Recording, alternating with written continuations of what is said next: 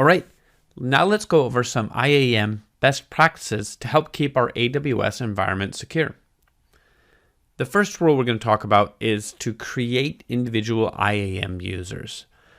It's important that we don't allow people to share accounts because this makes it very difficult from an audit perspective to find out who's done what or what has changed in the environment and who we can talk to about those changes. Another thing is we don't want to use the root account unless it's absolutely necessary.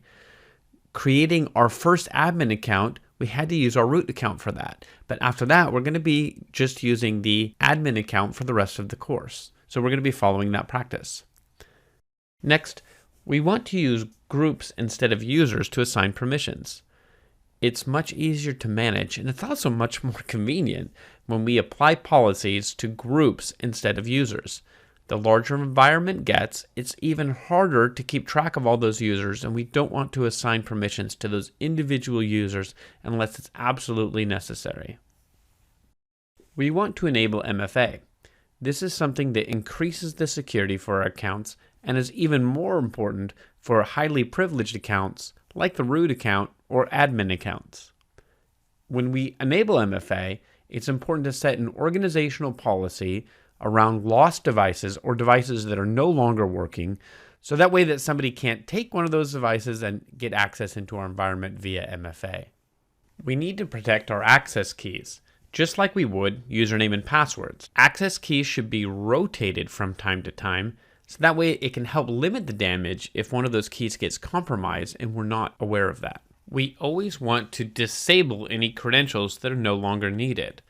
If an employee changes roles, or if they leave our organization entirely, we want to modify or disable those credentials right away. If there are any access keys that aren't being actively used, we want to disable those access keys or delete them if we're not going to use them anymore. We have to monitor activity in our AWS environment. Later on in the course, we're going to cover AWS security and monitoring services that will help us keep an eye, because the larger our environment gets, there's no way that we can watch what everybody's doing all the time everywhere in our environment. So it's important to understand how to monitor and use those tools to keep our environment safe. Now we're going to talk a little bit about the least privilege principle and IAM password policies. The least privilege principle states that we should only grant the minimum amount of permissions in order to perform specific tasks. So we want to craft policies that are based around, if it's for a user, maybe a job function, or if it's for a role, perhaps an application function, and what do those actually need to do? What do they need to access in the AWS environment?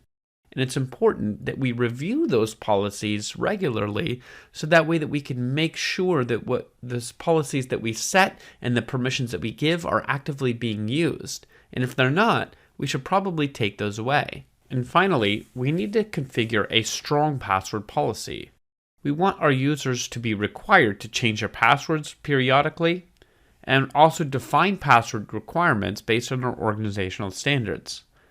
We want to create accounts with no permissions when we initially create them, and then require users to change their password on first login before we assign any permissions. This wraps up IAM Best Practices. Now let's move on to the IAM Best Practices demo.